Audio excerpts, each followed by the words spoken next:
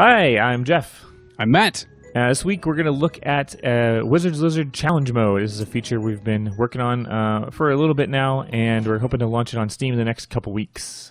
Ooh, exciting. So what's Challenge Mode all about?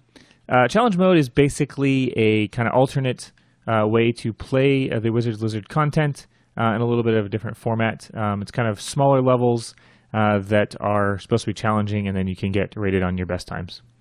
Nice. So let's just jump right into one of them. The basic idea is that each challenge will give you specific stereos, specific weapons, and specific enemies you need to beat. This one is called the Owlery, so it's obviously all about the owls. So you can kind of figure out how well you do against one of the iconic Wizards Lizard enemies. Yeah, the owls are kind of a Wizards Lizard staple, and it's a really common complaint from new players that they're really hard. Yes. But I think players that have been playing for a while know how to fight owls without taking any damage. Unlike you, right, Mr. Blair, you're quite terrible at owls. Owls are funny because if you're patient, you don't have to get hit. There's pretty much no scenario, if you take your time. But that's just what people don't want to do when they're playing. They just want to run in and kill everything. But patience is rewarded with owls. Oh my God. That's a pretty ridiculous room. It is, yes. Well, the other Nicely thing about, done, though. You walked right. Let me just take your claw and stab it into my own eye. That's right. I want to run right into your claws. The interesting thing about challenge mode, though, is that it's a time-based thing. So, you want to ow. Jesus. Owls. You're bad at your own game, Jeff. I am. Anyways, and so, once you fail or succeed at the challenge, you get a time, and you can get the option to retry or return to a list of challenges where you can do some other ones. Quick note, too, this is probably very obvious just by looking at everything, but, we haven't gone through and polished. There's still some bugs. The UI is not in the right place and yada, yada. We got it to the point where it's feature ready. Everything's working, but it's not as pretty as it could be. So we haven't, done the spit and polish step on it yet. Yes.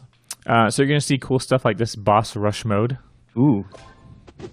So boss rush, that's a common term. I think probably first brought up with Mega Man, right? Because that was the first game I can think of that does a boss rush. Boss rush is Mega Man.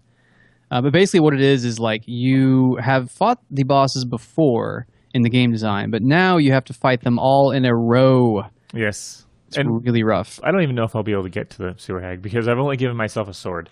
So this is boss rush with a sword and no totems. Yeah, no, you're gonna die. You're bad at this. You're gonna die a horrible, terrible death. Yeah. Anyways, so that's gonna be really challenging. Yes, it will. I think that for this specific encounter, I'll probably give the player a little bit more than just the sword. Maybe at least a totem or some soul powers. Yeah, or a choice. You get weapon A or weapon B instead of just take your sword and shut it. Right.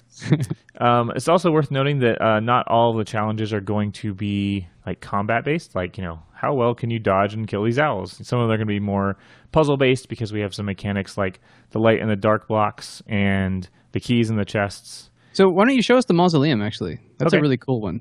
Sure. I don't want to give away too much. I mean, if you want to keep it secret for yourself, if you want to reward people who wait and actually actually buy and play the game, then that's totally understandable.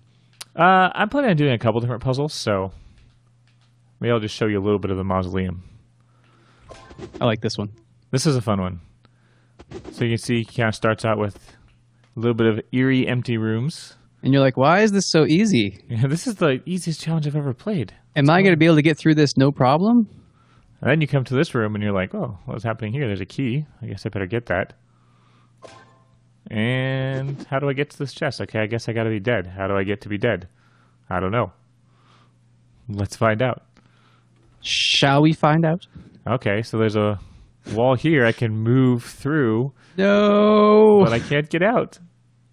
You are stuck. And when I played this level, I also fell in this trap. Yes. I think this is enough, actually. This is like a, you watch this video and you're like, wait, I think I could figure that out, I could do that. Yeah, here's the puzzle, actually. Here's us failing at the puzzle. Do you think you could do better? Do you think you could figure it out? I feel like most people think they're smarter than us, so. Yeah, I get that a lot. Yes.